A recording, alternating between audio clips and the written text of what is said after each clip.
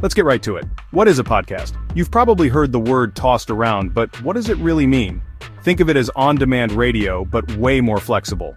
It's audio content you control, not something you have to catch at a certain time. You listen when you want, where you want. Whether you're at home, commuting, or out for a walk, podcasts fit right in. No schedules, no missing out.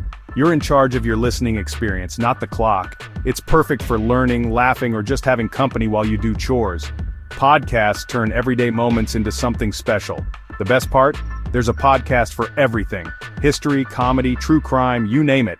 Whatever your interest, there's a show out there for you. Anyone with a mic and an idea can start one, so you get voices you'd never hear on traditional radio. It's a platform for everyone, not just big media companies. It's like a global conversation, right in your earbuds. You can connect with people and stories from all over the world. Traditional radio is like a scheduled flight. Podcasts are your private jet. You decide the route, the pace, and the destination. You pick the time, the topic, and the company. Listen solo, or share the experience with friends. That's why people love them. They fit into your life, not the other way around. Podcasts adapt to your schedule, not vice versa. Podcasts turn dead time into your time. Commutes, workouts, errands. Suddenly every moment can be entertaining or educational. Technically, it's just a digital audio file you can stream or download. All you need is a device and an internet connection, but really, it's a storyteller in your pocket, a university in your headphones, a comedy club on the go. It's entertainment and information, anytime, anywhere. It's a friend who shares your weirdest interests, from beekeeping to 90s hip-hop. No topic is too niche or too quirky. Podcasts have revolutionized how we consume information and entertainment. They've changed the way we learn, laugh, and connect. And how did we get here? That's a story worth telling. So, buckle up and get ready for a journey through time and technology. We're about to dive into the wild history of podcasting, from its earliest days to the explosion of shows we see today. From humble beginnings to global phenomenon, it's been quite a ride. Millions of listeners, thousands of creators, endless stories. Let's rewind and see how it all started. The story of podcasts is just getting started, and you're part of it. Before podcast was even a word, the idea was already alive and quietly taking shape in the background. People were dreaming up new ways to share their voices and stories, even if the technology wasn't quite ready yet. In the 1990s, the internet was new and clunky. Think dial-up screeches, slow downloads, and waiting minutes just to load a single page. It was a time of patience and curiosity when every connection felt like a small victory. Early pioneers experimented with audio blogging and internet radio, tinkering with microphones and computers in their bedrooms and basements, trying to reach anyone who would listen. You had to visit a website and manually download huge audio files. No easy subscriptions, no automatic updates. It was a labor of love, and every episode felt like a treasure hunt. Carl Malamud's Internet Talk Radio in 1993 was one of the first interviewing tech experts and posting the audio online for anyone curious enough to find it. It was revolutionary, but also a hassle. Slow downloads, special software, and lots of patience required. Sometimes just getting the audio to play felt like a victory. These shows were raw, authentic, and mostly for tech geeks, people who loved experimenting and didn't mind the rough edges. But they proved there was an audience for on-demand audio, even if it meant jumping through hoops to listen. Formats were tested, from interviews to monologues, all driven by passion, not profit. Creators were motivated by curiosity and the thrill of connecting with others.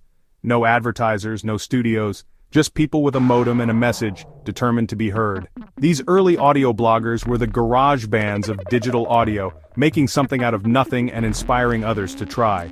The 90s didn't have polished podcasts, but they had the spirit, the energy of people who believed in the power of sharing stories. They laid the groundwork for everything that followed, building the foundation for a new era of audio.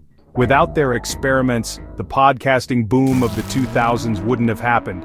Their creativity set off a chain reaction. They were the unsung heroes, the OGs of the audio world, paving the way for today's creators. Their legacy? Making it possible for anyone, anywhere to share their voice, and inspiring a global movement that continues to grow. The early 2000s brought a wave of better technology and faster internet connections, transforming how people accessed and shared information online. But even with all this progress, internet audio shows still needed a catchy, memorable name to capture the imagination of the public. Enter Adam Curry and Dave Weiner. Curry, a former MTV VJ with a passion for new media, and Weiner, a pioneering software developer. Weiner's RSS technology let people subscribe to blogs and receive updates automatically. Curry saw the potential and adapted it for audio files. Suddenly, new episodes could be delivered straight to your device. No more tedious manual downloads or searching for the latest content. This was the breakthrough that made podcasting accessible to everyone, opening the door for a new kind of media experience. But despite the innovation, it still needed a name that would stick. In 2004, journalist Ben Hammersley coined the term podcasting, a clever blend of iPod and broadcasting that perfectly captured the spirit of the movement. The name stuck instantly, giving the growing community a clear identity and a sense of belonging.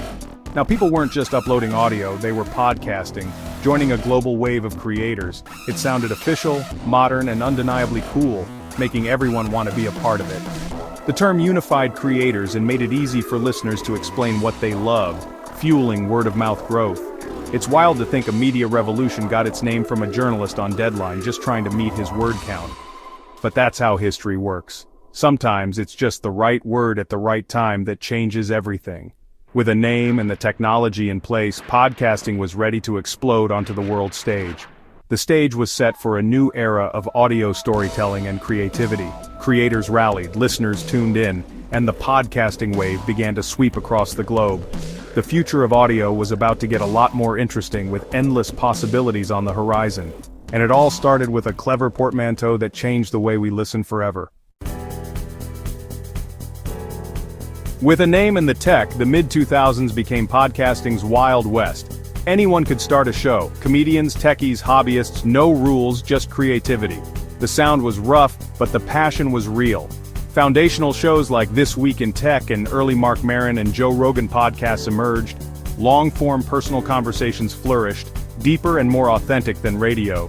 Apple's 2005 move to add podcasts to iTunes was a game-changer. Suddenly, millions could discover and subscribe with a click. Podcasting felt like an underground club, quirky, niche, and personal.